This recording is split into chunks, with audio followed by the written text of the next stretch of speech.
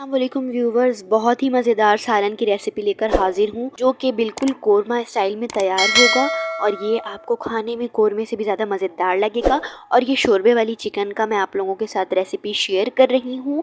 आपको अगर ये वीडियो पसंद आए तो आपने इसे लाइक भी करना है। आपने इस रेसिपी को फॉलो करके एक मरतबा चिकन ज़रूर बनानी है, ये आपको बहुत पसंद आएगी। इस रेसिपी का जो बहुत ही मेन पॉइंट है ना, वो इसकी मैरिनेशन है। आपने मैरिनेशन ध्यान से देखनी कि मैंने क्या क्या इसमें ऐड किया है और किस तरह से किया है। सबसे पहले मैंने यहाँ पर चिकन का गोश्त लिया है, उसके बाद मैंने इसके लेग पीस में कट लगा दिया है।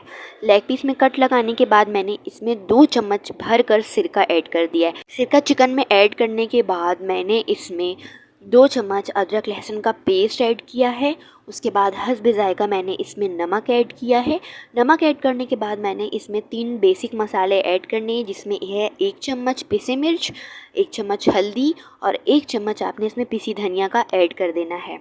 और चौथा जो मैंने इसमें ऐड किया वो है कोरमा मसाला। अगर आपके पास अवेलेबल हो किसी भी कंपनी का आप ऐड कर लीजिएगा, या अगर आपके पास खुला हुआ कोई भी कोरमा मसाला हो पिसा हुआ तो वो भी आप इसमें 1 चम्मच ऐड कर सकते हैं। बस आपने इसे अच्छी तरह से अब मैरिनेट करना है। और साथ ही एक की इंग्रेडिएंट है जिसे ऐड करना ज़रूरी है, उसे आपने मिस नहीं करना, वो है लेमन।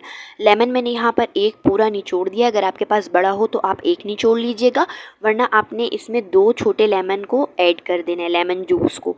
उसके बाद हमने इसे अच्छे से मिक्स करके इसे रख देना है आधे 1 घंटे के लिए, या आप इसे ज़्यादा देर भी रखना चाहे तो रख सकते हैं। अब हमने करना ये है कि हमने एक गोल सी हांडी लेनी है, या फिर हमने कोई भी कढ़ाई ले लेनी है। उसमें हमने घी ऐड करना है 2 कप। तेल से नहीं बनाइएगा, घी से बनाएंगे तो इसका जायका आपको बहुत अलग मिलेगा। तो आपने इसमें 2 कप घी ऐड करना है। घी ऐड करने के बाद मैंने यहाँ पर 4 दरमियानी साइज़ की प्याज को बारीक बारीक कट कर लिया था, तो अब मैं उसे घी में ऐड कर दूँगी। तो आपने इसे जो है ऐड कर लेना है। अगर बड़ी साइज़ की प्याज हो तो 2 ले लीजिएगा, ठीक है। उसके बाद हमने प्याज को ब्राउन करना है। हमने प्याज को जलाना नहीं है, कलर ख़राब नहीं करना प्याज का। जब हमारी लाइट सी ब्राउन हो जाए तो हमने प्याज को छान कर ऑयल में से निकाल लेना है, और इसे किसी भी पेपर पर या किसी भी टिश्यू पेपर के ऊपर या पेपर के ऊपर आपने इसे फैला कर रख देना है ताकि ये क्रिस्पी हो जाए, ठीक है। इस स्टेप्स को फॉलो करिएगा।